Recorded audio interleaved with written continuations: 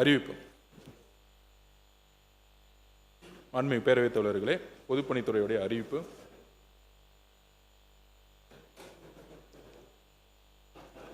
தலைப்பை மட்டும் படிக்கிறேன்.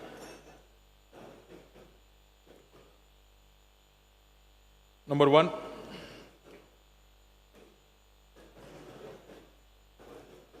அனுமதித்தக்க அதிகபட்ச பிரீமியம் எஃப்எஸ்ஐ முழுமையாக பயன்படுத்தப்பட்டு பன்னடுக்கு எழில்மிகு மற்றும் உலக தரத்திலான கட்டடங்களை அமைத்தல்.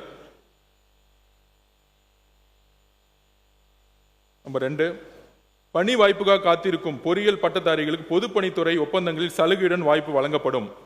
இதுதான் மாண்புமிகு சட்டமன்ற உறுப்பினர் சொன்னார்.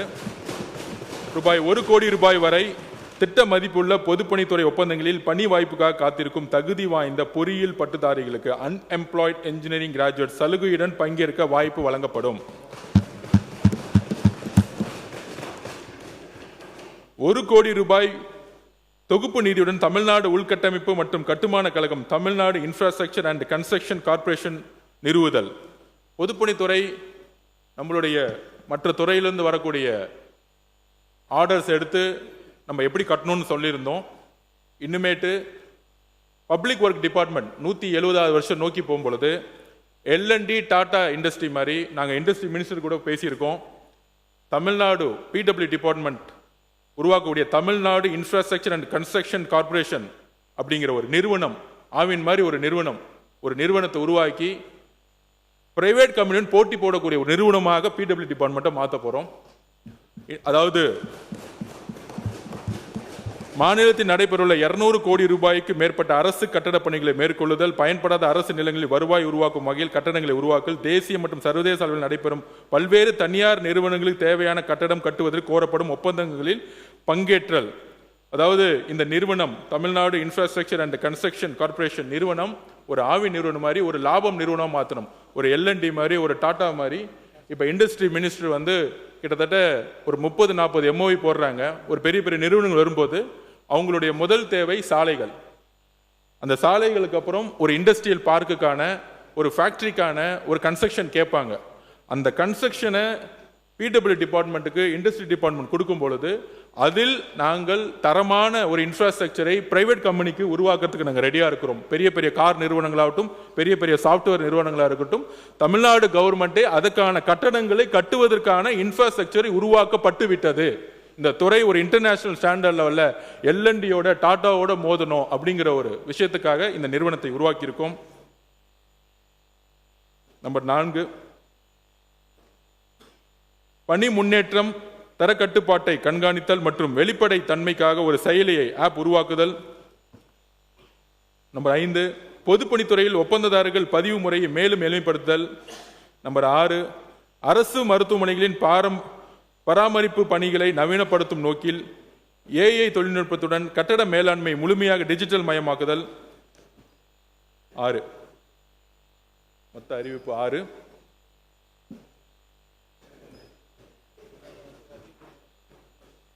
முக்கியமாக நெடுஞ்சாலை பொதுப்பணித்துறையில் வெளிப்படை தன்மையுடன் டெண்டர்கள் உருவாக்கப்படும். எந்த விதமான பினாமி நிறுவனங்களோ எந்த விதமான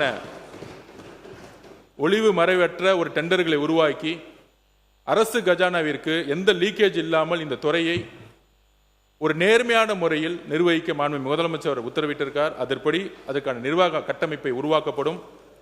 நன்றி, வணக்கம். வெட்டு தீர்மானங்கள் பற்றி சொல்லுங்கள். மாண்புமிகு பேரவைத் தலைவர்களே, மாண்புமிகு சட்டமன்ற உறுப்பினர்கள் இளைஞர் நலன் மற்றும் விளையாட்டு மேம்பாட்டுத்துறை குறித்து 90 வெட்டு தீர்மானங்களையும், நெடுஞ்சாலைத்துறை குறித்து 167 வெட்டு தீர்மானங்களையும் மற்றும் பொதுப்பணித்துறை குறித்து 30 வெட்டு தீர்மானங்களையும் கொடுத்திருக்கிறார்கள். வருங்காலங்களில் அரசினுடைய நிதி நிலைக்கேற்ப அவை நிறைவேற்றப்படும் என்பதை தெரிவித்துக் கொண்டு மாண்புமிகு உறுப்பினர்கள் கொடுத்துள்ள அத்தனை வெட்டு தீர்மானங்களையும் திரும்ப பெற்றுக்கொண்டு மானிய கோரிக்கைகளை நிறைவேற்றி தரும்படி உங்கள் அத்தனை பேரையும் கேட்டுக்கொள்கிறேன். இந்த மானிய கோரிக்கைக்கு உதவிய மாண்புமிகு முதலமைச்சர் அவர்களுக்கும் துறை ரீதியான அனைத்து செயலாளர் அவர்களுக்கும் தலைமைச் செயலர், நிதித்துறை செயலாளர், முதலமைச்சர் அலுவலகத்தில் உள்ள S1, S2, S3, S4 அனைத்து அலுவலர்களுக்கும் என்னுடைய நன்றியை தெரிவித்து மாண்புமிகு பேரவைத் தலைவர்களே, உங்கள் அனைவருக்கும் நன்றி கூறி எனது உரையை நிறைவு செய்கிறேன். நன்றி, வணக்கம். விவாதம் முடிவுற்றது. இப்போது வாக்கெடுப்பு. மானிய கோரிக்கை எண் 49 இளைஞர் நலன் மற்றும் விளையாட்டு மேம்பாட்டுத்துறை. வெட்டு தீர்மானங்கள் வலியுறுத்தப்படுகின்றனவா என்று அறிய விரும்புகிறேன். வெட்டு தீர்மானங்கள் அனைத்தும் உறுப்பினர் வெட்டு தீர்மானம் அனைத்தும் பேரின் அனுமதியுடன் திரும்ப பெறப்படுகின்றன.